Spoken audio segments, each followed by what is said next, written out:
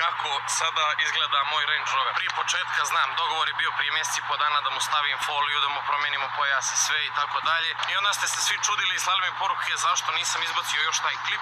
Šta se desilo kad sam već sredio kola s polja, odlučio sam, inače svi znate da sam prije nekih par mjeseci htio da ga prodam. Pošto ih već sređujem s polja, odlučio sam da ga sredim iznutra, da ode na veliki servis i neke sitnice koje sam imao da sredim, sve sam ga sad maksimalno sredio, pokazat ću vam na papir i servisa da vidite šta smo sve promijenili. Znači stavili smo foliju, nakon toga ide da se farbaju felne, stavit će se keramika preko kako bi se ova folija očuvala i treba pojas da zamijenim. To su neke sitnice koje ću da sačuvam za sljedeće klipove. A da vas ne bi puno zadržavao, pričat ću vam još, ali evo prvo da vidite kako sad izgleda, ljudi, Range Rover GTA mat crna sa sjajnom ljubičastom podijeljena na 4 dijela.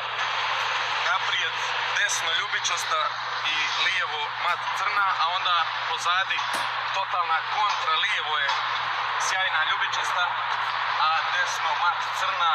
Nisam bio siguran, nisam mogao se odlučiti da li da bude crni, da li da bude sjajna crna, mat crna, da li da bude ljubičasta. Neko me ljubičasta boja baš vezuje za GTA, za balase, za Kevina Smokea i ovo mi je ono baš GTA u real life-u.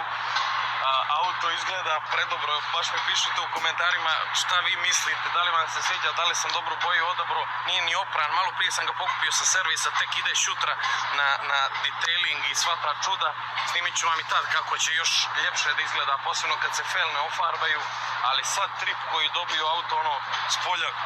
Malo smo se sad vozali Beogradom, bukvalno gdje god da sam prošao svi se okreću ili klinci snimaju, slikavaju. Mislim da će biti fora, ne znam koliko će dugo auto da bude ovakav, ali uglavnom sad Range Rover ostaje kod mene, neću da ga prodajem.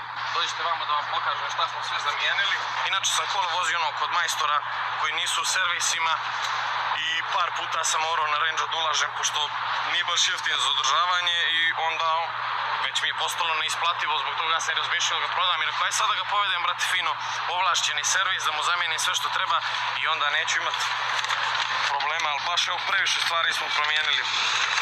Remont turbine, komplet glavne, remont turbine pomoćne, Semmering radilice prednje, radilice zadnje, Semmering bregaste, Dichtung dekla levi, Dichtung dekla desni, hladnjak, ulja, gumice, seta usica, set zupčastog kaiša veliki, set zupčastog mali, servis automatskog minjača, viljuška i lijeva i desna, servis, filter i ulje i račva vode.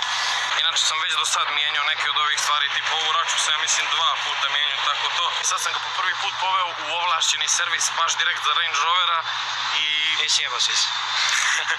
I mislim ljudi da je to nešto što sam trebao da uradim čim sam kupio auto. Jer ja kad sam kupovao kola, zaletio sam se, na brzinu sam ih kupovao, nisam pregledao ništa i oni su imali neke kvarove. Range imao neke kvarove koje prošli vlasnik nije sredio, ali sad izgleda perfektno i sad ću konačno moći da pravim kontent s njim, želim da putujem po Evropi s njim, da... Prije nisam mogao putujem, mi je bilo cimanje, će li neđe da mi stane auto, kako se sjećate kad smo ja i Janko i Koks išli zajedno na Exit, pa neđe mi se na žabljak proku, morali smo da stanemo, da zovemo drugi auto, da zovemo šlepu, tako da nadam se da od tih problema ovaj put neće biti. Hoću da mi vi pišete u komentarima šta biste željeli da vam snimam.